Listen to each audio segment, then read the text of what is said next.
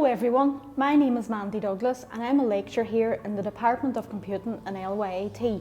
Welcome to the Taster Day work session. So first of all, I'm just going to talk to you briefly about some of the undergraduate computer courses here that we offer in LYIT and some of the subjects and the skill set that you would get a chance to build your knowledge on if you decide to come here to study in computing at LYIT. So students learn subjects such as data communication, computer networks.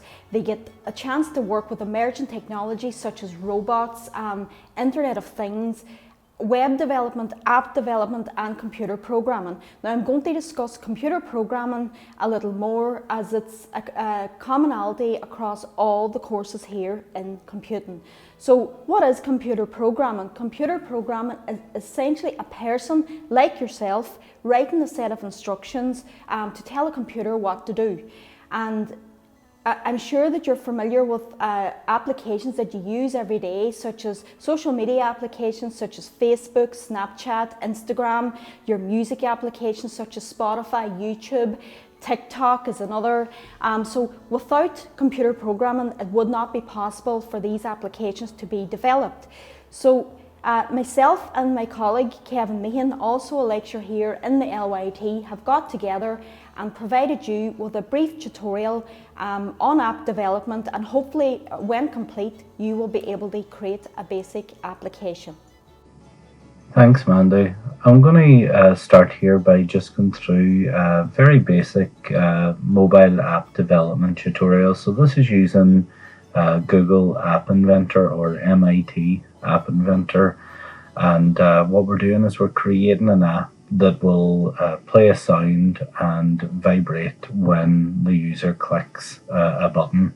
So you should see this tutorial. This has been provided to your school, and we're going to step through this tutorial step by step. Okay, the first thing I want you to do is go to the MIT App Inventor website. So that's appinventor.mit.edu, or you could just type in App Inventor into Google, and then just click this button here, Create Apps. This will ask you to sign in to your Google account. So if I sign in there to my LYIT Google account, you'll probably have your own Google account. This is just going to open up the last project that I was working on. So I'm going to click Start New Project, but for yourself, you'll probably have an option up here, Start New Project. And I'm going to call this Hello Her, okay, because that's the name of our app. Okay, so you should now see a screen like what I have in front of me. On the left-hand side there you have the palette, which contains all the user interface components, and that's the kind of components that you would use in your mobile apps, buttons and images and text boxes and things like that. So that's where you're going to drag them across onto the screen, and I'll show you an example of that as we go through it. Then we have this viewer pane, which gives you an idea of what the user interface is going to look like. Then we have the components, which is going to list all the components that we have here on our screen. We have media here where we're uploading. So in this case, we're going to upload the image and the sound file. And then we have properties, and this is where we're going to start here. So you can see here the top says Screen 1. We want to change that down here so that the title is, instead of Screen 1, we want to have Hello Her. So once we change that and click out of it, then we can see that that updates there on the screen. So it's no longer Screen 1, it's Hello Per. The first item that we're going to actually add to the application is a label. So we're going to take a label, we're just clicking on it and dragging it. Do we see that blue bar? So now we have a label there put into the top of the screen. And what we want to do is we want to put a value to this label. So it says here text for label 1. We want to change that to Pet the Kitty. And we want to change the text color in this case to white. And we want to change the background color to grey. Okay, and we want to change the width there to full parent, just so that you can see there at the minute it's on the left hand side.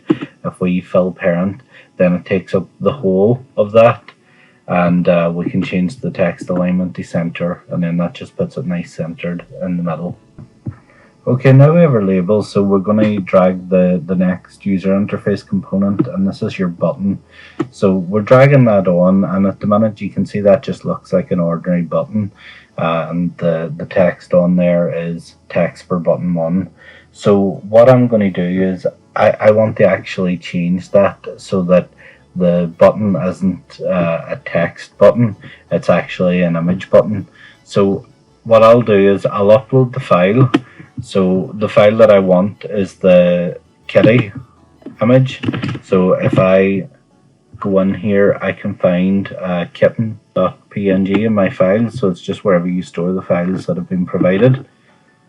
And you can see there that that's uploaded in the media content. So once you have that uploaded, it means that you can then use that as part of your button. So the main thing there is selecting the image and then being able to use that. So you have your button here, we go into the properties as we did before, and we select kitten and press OK. And you can see there that now the kitten takes up most of the image. We still have this text for button 1, so we're just going to remove that, and we're going to change the width here to fill parent, just so that it takes up the whole screen. And we're changing the height, and we're changing the height to pixels, and we're putting in the value 300. So now we have a standard size, we have Pet the Kitty in the label, now we have a button, a good big button for people to be able to press. So that's 300 pixels on the screen, and it takes up the whole width of the screen. So now your screen should look something like what I have in front of me here. So we're pretty much there on the user interface with just one more thing to add. So within our palette there on the left hand side, we've only been using user interface components up to this point. Now what I want to do is use the media component. So whenever I change that to media, there's more options that are available to me. And what I want to do is I want to drag in the sound. So once you drag that onto the screen, you'll see nothing appears on the screen, but you do have this wee non-visible component on the bottom. And we want to assign a value to that. So we want that to meow whenever you pet the kitty or click the button. So to do that, we need to upload a file. And again, we're doing this the same way as the image. And we have a sound file here called meow.mp3.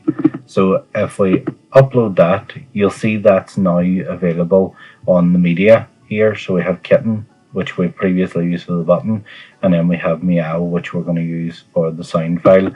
So if we click on sound 1 here, you'll be able to see within the source that we can select the source, and we're selecting meow.mp3 there. Once you press OK, now that sound 1 is linked to that sound file that we've just uploaded. And just the final thing we're going to add here before we go off to the code blocks, we're just going to go into sensors, and we're going to pull across the accelerometer sensor.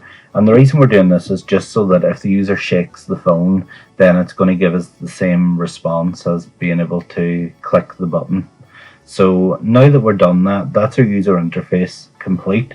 All our components are across, and we're going to go into blocks here on the right hand side. If you just click blocks, that'll change the interface, so you're no longer seeing the interface. This is where we're going to do the code blocks now. So in this screen, what we're doing is we're setting up the actions. The user interface that we've done before is just the front end, so it isn't doing anything at the minute. So in the back end here, where we're creating the code, is showing the functionality and putting things in place so that whenever the user clicks that button, something's going to happen. So that's the first thing we're going to look at. We're going to take the button 1, and we're going to take the dot click, which is the top one here.